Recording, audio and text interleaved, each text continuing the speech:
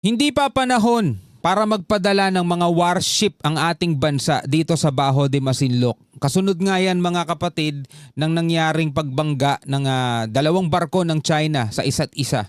Diba? Isang warship ng China at saka isang Coast Guard. Biruin mo, warship ng China mga tol humahabol na sa Coast Guard natin. Pero sa kabila niyan mga tol, hindi magpapadala ng warship ang Pilipinas dito sa Baho de Masinloc. Bakit? Yan ay nakaani ng napakaraming batikos mga tol. Pero NMC, mga tol, dinepensahan ang hindi pagsama ng mga warship ng Pilipinas sa mga operasyon sa Baho de Masinloc. Alamin natin ang buong detalye kung bakit ganito, kung bakit ganyan mga tol ang desisyon ng ating gobyerno. At syempre bibigyan din natin to ng reaksyon, ng komentaryo mga tol, batay din sa ating pagkakaunawa. Samahan ninyo ako mga kapatid bago natin to simulan. Huwag mong kalimutan mag-subscribe, click mo na rin ang notification bell para ma-notify ka whenever na may mga bago tayong reaction video tulad nito. Huwag na natin patagalin pa, panoorin na natin to mga tol. Ipiniliwanag ng pamahalaan kung bakit hindi pa panahon para pangunahan ng militar ang mga operasyon sa Baho de Masinloc, Oscar Boro Shoal. Sabi nga kasi hindi tayo magsisimula ng gulo eh. Yan ang ulat ni Patrick De Jesus. Dinipensahan ng pamahalaan ang kasalukuyang estratehiya sa West Philippine Sea na hindi pa pangungunahan ng militar ang mga isinasagawang operasyon, partikular na sa Scarborough Shoal o Baho de Masinloc. Ito'y kahit kabilang na rin ang PLA Navy warship ng China sa nangaharas sa mga barko ng Pilipinas. Oo, dati hindi nakikialam yan mga tol. Coast Guard to Coast Guard lang. Diba? Coast Guard to Coast Guard lang dati. Pero ngayon mga kapatid, hindi na. Two-step forward na sila eh. Diba? Pati ano nila mga kapatid, pati warship nila nakikihabol na rin. Gaya ng insidente noong nakarang linggo na nauwi sa pagbangga nito sa barko ng China Coast Guard.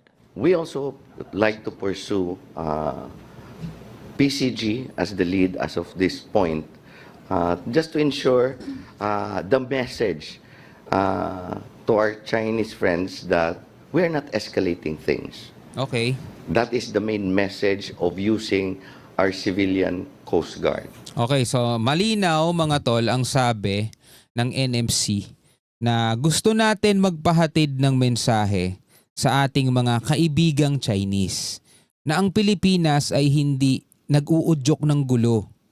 Dahil kung tayo ay nag-uudyok ng gulo, di sana nagpadala na tayo dyan ng mga militar. Pero ang pinapadala natin ay civilian Coast Guard. Which is mga tol, hindi yan panggera. No? So hindi tayo nagsisimula ng gulo at hindi tayo nag-uudyok ng gulo.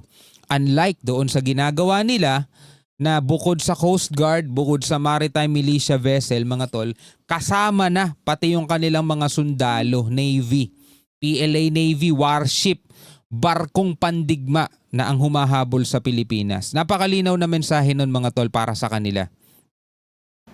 So, I believe they read it. It's just a matter for them to accept it. Ang tanong mga kapatid, sabi nga ganun, it's a matter for them to accept it. It's just a matter. Ang tanong mga tol, yun ba ay nauunawaan ng China?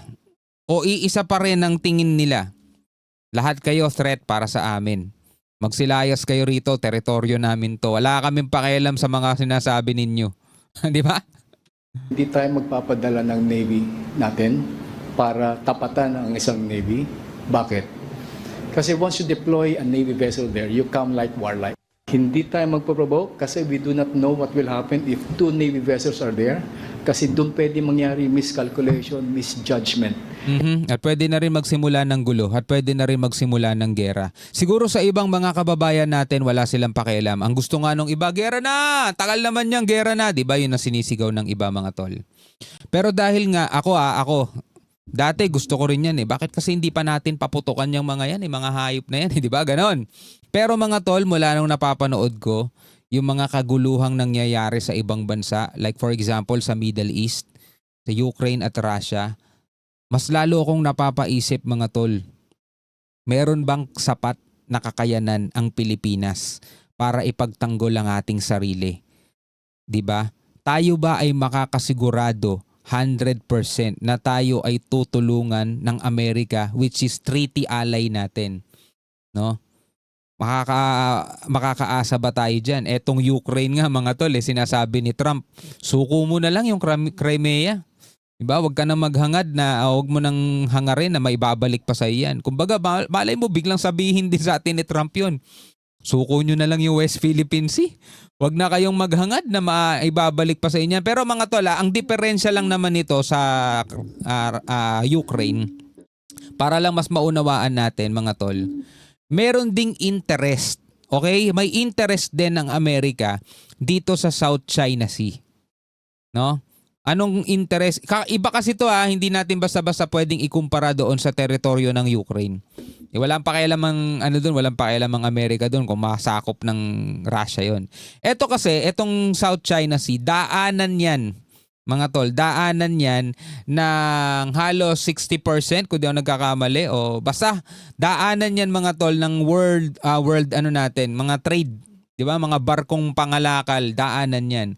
So kung ang China mga tol magkakaroon ng full control dito sa South China Sea, talagang malalagpasan na nila ang Amerika, which is hindi natin alam mga tol kung papayag ang Amerika. Palagay ko hindi sila papayag na maungusan sila ng China. Kasi para sa kanila, threat din ng China sa kanilang ekonomiya. So napakalaki ng interest ng Amerika dito. Kaya malabo din naman sigurong sabihin ni Trump na isuko nyo na lang ang West Philippine Sea.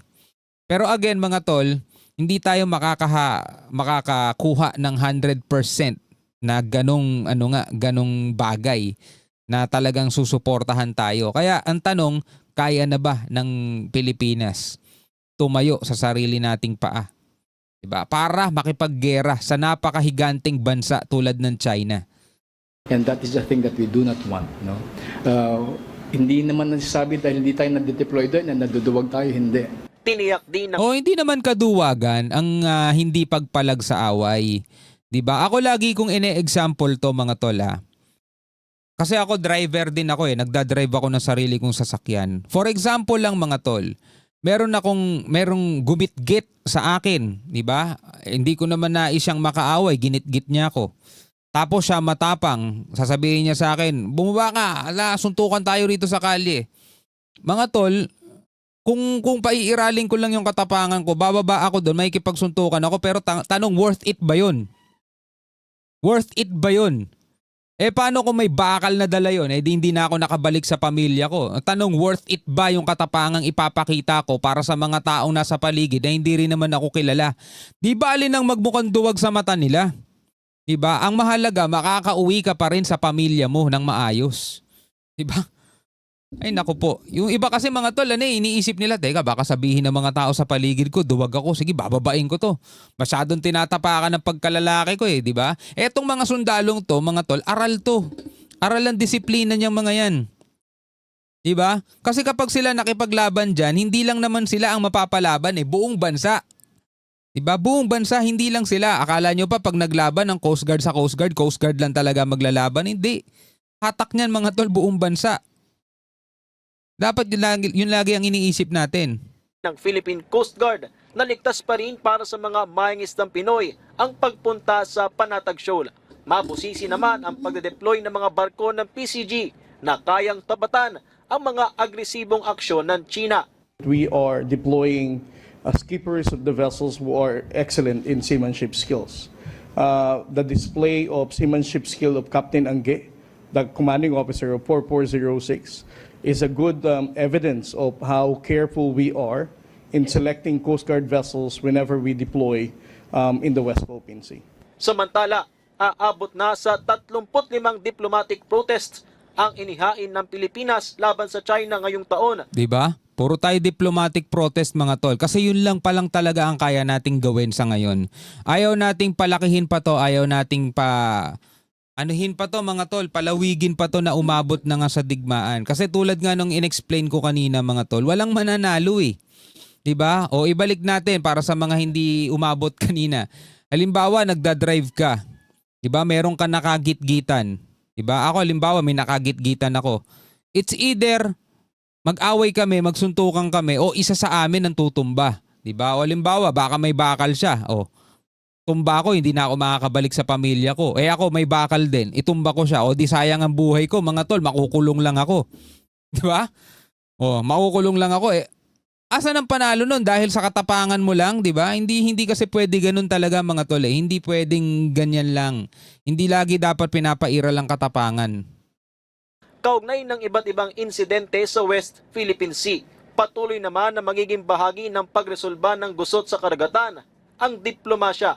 Halimbawa na lamang ang umiiral na provisional agreement sa mga RORE mission sa BRP Sierra Madre sa Ayungin Shoal. Oh, pero matagal na no, matagal na walang sigalot dito sa BRP Sierra Madre. Hindi na tayo nakakabalita ng mga sigalot diyan pag may mga pag may mga tawag dito, resupply mission. Unlike dati, 'di ba? Whenever na may resupply mission diyan, laging merong diyan eh.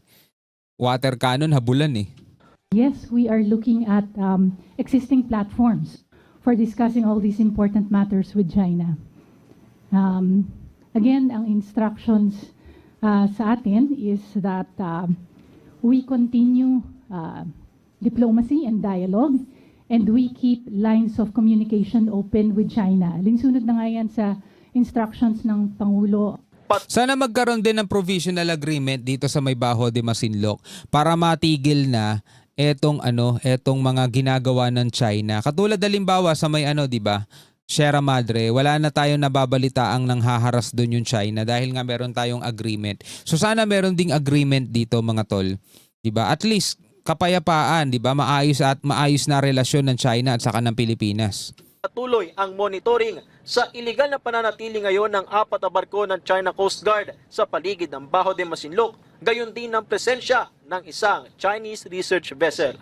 Patrick De. Alright mga kapatid, ikaw bilang isang Pilipino, ano ang iyong masasabi dito sa ating napanood, dito sa balitang napanood natin? Alright, napakalinaw niyan, hindi tayo magpapadala ng warship dito sa may Bajo de Masinloc dahil ayaw nating lumaki pa o mauwi pa sa digmaan o gera etong mga sigalot na to. Hanggat maaari mga tol, ang ating gustong mangyari kapayapaan pa rin, makipagdialogo, makipag-usap sa China at magkaroon ng kapayapaan dyan mga tol, no? Ikaw bilang isang Pilipino, sang-ayon ka ba dun? O gusto mo talaga makipaglaban na sa kanila, no? Tapang ka eh. Hanggang sa muli, ako nga pala si Shobaldi. Peace out.